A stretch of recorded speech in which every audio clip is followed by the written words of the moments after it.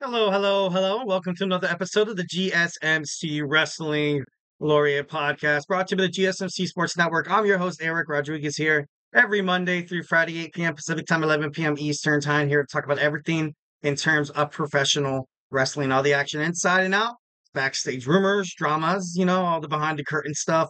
We also talk about superstar contract obligations and updates and negotiations amongst promotions like WWE, AEW, GCW, NWA, New Japan Professional Wrestling. Basically, if it makes headline news in the world of wrestling, it's here on this show. Thank you so much for tuning into the show. We have a pretty awesome show jam packed for you today.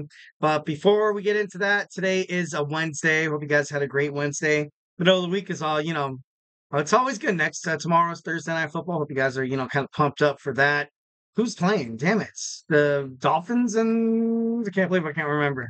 But I guess I guess it's supposed to be a good game, so it's going to be interesting to find out. If the Dolphins can prove what happened on Sunday wasn't a fluke at all. But only time will tell. But anyways, so we got a pretty awesome wrestling show for you today, guys. We have our WWE NXT review. Then we're going to talk about AEW Dynamite.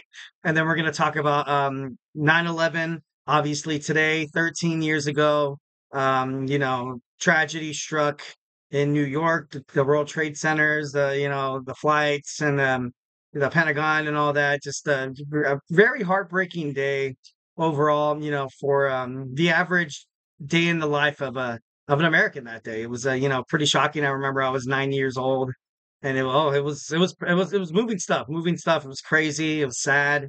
Obviously, prayers and thoughts and condolences still to the families of people, of victims, the first responders, and basically everybody involved. So we're gonna get into how there was a WWE SmackDown that aired 2 days after, and it was like one. It was like absolutely, it wasn't.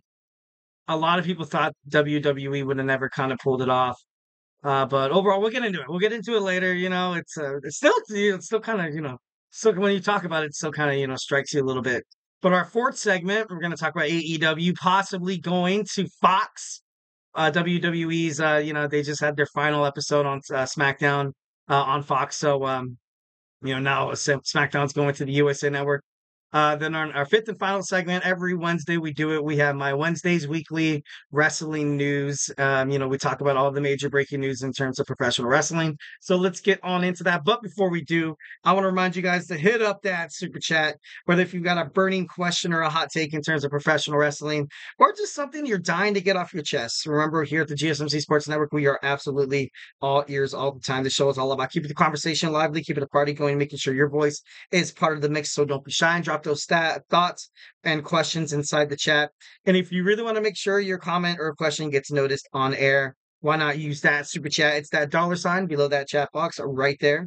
And send in your message. It's guaranteed to be featured on the show. Plus, it's a great way to support us, the GSMC Sports Network, and bring you even more awesome sports content. We are absolutely, first and foremost, thank you guys for everything. We are so grateful for each and every one of you guys who joins us here daily. Your support makes all the difference. So let's keep the conversation going. Make sure this show is bigger, better, and stronger than ever with your guys' support and interaction. And if the super chat, is not your thing, you can always hit up the GSMCpodcast.net, hit up the tips and donations link at the GSMCpodcast.net. Shoot me your comments, questions, concerns. Tell me what you like, tell me what you don't like. Give me some of your opinions in terms of professional wrestling. Here at the GSMC Sports Network, we do love a lot of peace, love, and positivity. But overall, feedback is a gift. So, remember just to, send us your feelings. Superman punch that. Like and subscribe button to the show. Follow the show and follow the network. All right, so we're going to get on into some WWE NXT talk. First, we're going to start off with the tag team championship match. Nathan Fraser and Axiom, the supersonic duo. I'm pretty sure that's not how you pronounce it, but anyways, they fought the Street Profits. Obviously, it was revealed later on in NXT why exactly Trey Miguel and Zachary Wentz couldn't go for their much-deserved title shot. It was because Wesley, had something to do with it. Darn you, Wesley, to destroy an instant classic. But this match was actually an instant classic, and it was destroyed by outside interference. The Bloodline showed up with, Jacob Fatu, Tungaloa, Tamatonga, and to be honest, I thought it was a great fast-paced athletic match. It was kind of a shame to see interrupted. I honestly, what's the Bloodline's business inside NXT? I'm not too sure, but overall, I thought for a second it was a little bit of a bad spot. Like I get it. I get the fact that you're trying to show fans that these guys are the ultimate, badasses and these guys are gonna be like, running their own show. WWE belongs to the bloodline, so to speak. But I don't know. There's just the way the match was going, I would have loved to see that match kind of end cleanly. Would love to see these two teams go at it once again. But moving on, we have Chelsea Green taking on the debuting Julia from Superstardom, from New Japan Professional Wrestling. So all in all, it was a pretty impressive chat. I gotta be honest, 1,010%. Chelsea Green has kind of been, it's kind of been changed to a glorified jobber. She still put up a decent match. She was fighting back, and it was. I felt kind of bad for Chelsea all in all, but she did show some spots where she was able to, stay vigilant. She was able to participate in the match. She was able to hit some spots and show, you know, kind of the WWE universe that, still she lost. Yeah, she did lose in Julia's debut, but overall, I don't know. It's kind of crazy. I got a chat right here from Little Fettuccine 68. Is The Rock showing up on Friday? I think he is. I think he is. The Rock is kind of going to be. The Rock and Roman Reigns are going to stay on SmackDown. We're going to get into that actually in my wrestling news roundup.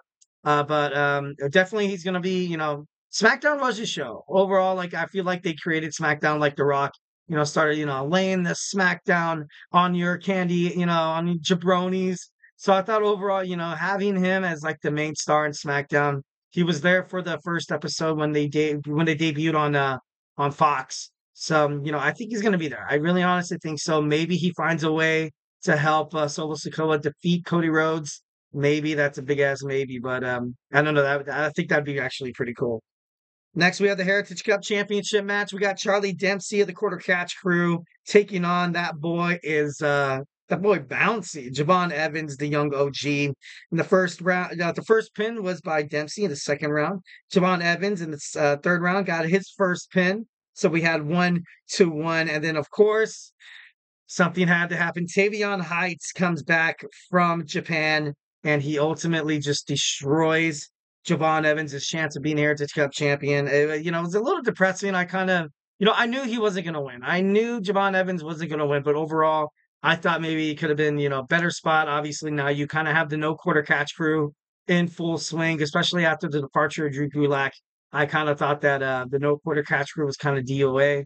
But, it shows that Sean likes him around. They were a pretty good team, Um, but I don't know. It should be pretty interesting to find out who's going to challenge for the cup next. I would like to see like a TNA superstar do it, but that's just me. Boba Femi had a mystery opponent, and it was the TNA's Hammerstone.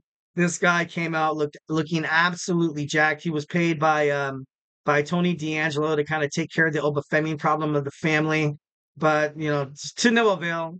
Right now, the NXT North American champion Oba Femi is definitely one of the best wrestlers in WWE. I mean, SmackDown, Raw, even on TNA. I'm just kidding. No. Well, yeah, you know what? He's great. He's great. He hasn't really been showing signs of slowing down, losing that North American championship. I personally think he is going to beat Wesley's reign, which would be actually pretty cool. But a lot of people see him going to Monday Night Raw. A lot of people see him making the jump to SmackDown to a bigger brand. I'm kind of, there's been a lot of rumors stating that there's going to be a WWE draft that's happening. That's going to happen before, obviously, Netflix steals Monday Night Raw from Fox. I'm just kidding. No, Netflix steals, Raw, and USA Network takes SmackDown. And I think overall it should be well, new drafted again, especially with Netflix. I was talking about how it's going to be on my news segment and my fifth segment, but WWE is currently going to pull The Rock and Roman Reigns from Netflix. They're not going to be on Monday Night Raw, and that's kind of a big deal. I feel like Netflix felt comfortable. Like I've kind of mentioned on this show before, like you're kind of getting Dwayne The Rock Johnson. You're getting a free, not free, because obviously you do have that contract with WWE, but you don't really have to pay from an outside source like, oh, The Rock is starring in a brand new TV series, and oh my God, Netflix would love to have it. So essentially, you get WWE, and for a bonus, you get The Rock, and then you get Roman Reigns as well. So, obviously, that's going to, I don't know if that's going to affect their dealio moving forward, but, I think up until they finish their plans with WrestleMania 41, and then that's probably when you're going to see the jump onto Monday Night Raw by The Rock and Roman Reigns. But okay, and moving on, Rich Holland easily, defeating Duke Hudson. Rich Holland dominated the match, made a statement after the match, and completely killing Chase U. But a little small spotlight on my girl Thea Hale. She looked absolutely brokenhearted, and the way she was like inside, the way she was like, her acting skills is immaculate, man. Can you see this girl go to Hollywood? Maybe, like, I don't know. She looked devastated. Like, it was so real. I was like, dude, that's because when you watch as a wrestling fan, obviously, the tea and all that, and you're just watching, and you're like, damn, that's actually, pretty believable. You know what I mean? Pretty believable. Moving on, we got Jordynne Grace's Open Challenge. Gotta be honest, I was not expecting Sol Ruca. I would have rather seen, and I love Sol Ruca. I think she's an amazing superstar, very talented. Inside the ring, she's on her cues all the time. She does the right moves. She protects her opponents, but at the same time, propels them and makes them look good based on her own performance. So I do love Sol Ruca. I kind of thought she was going to be the inaugural NXT Women's North American Champion. Obviously, Keilani Jordan's doing a fantastic job of that as well. So, not really, no one's losing in that kind of matter. But Jada Parker, now, she's Fatal Influence. She needs Lola Vice. That's going to kind of consume their storylines for a little bit. So I guess in a way, the thing that did make sense was Sol Ruca. I personally thought maybe Natalia was going to, jump ship to NXT and kind of come in a little bit. She, last TNA on Thursday, she did face Carmen Petrovich, who was trained by Natalia. Well, according to kayfabe, it could be true. Maybe it could be true. Don't quote me on that, but fact check that. Anyways, The Miz also is set to be on NXT on October 1st. On October 1st, so that should be kind of cool. Rosemary and Wendy Chu interrupted the match between Jordynne Grace and Sol Ruca.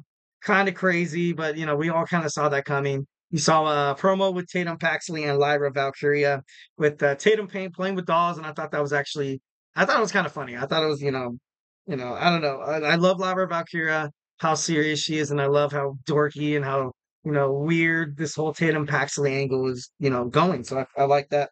Lastly, we have the last man standing match. Last man standing match, Trick Williams defeats Pete Dunne in dramatic fashion. He came up from the count while backflipping all ego Ethan Page, the NXT World Heavyweight Champion, through the announce table. I thought that was pretty cool. They got a they got a chant like that, which is always great to get the WWE Universe into that. So whenever you have that, you get a pretty good last man standing match. For me, I feel like I'm a huge Attitude Era kind of guy. I feel like maybe they took a little too long to initiate and to kind of, include weapons or introduce weapons inside the match. But overall, they did. And I thought Trick did a really good job. I loved what Pete was doing. I loved how he's a great wrestler. 1010%. I feel like he still does have a high, performance check that he could possibly be in NXT, maybe in the United States champion or the Intercontinental champion. But overall, it was a great NXT. It was very, the built up when it first started, I was like, dude, this is crazy because it did feature some championship matches. Kind of felt like a small PLE, but to be honest, I feel like NXT does that very, very well. Including title matches on a week to week basis, making every week seem like a must watch.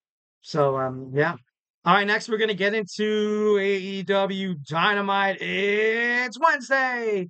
You know what that means. AEW Dynamite segment is coming your way, so do not go anywhere.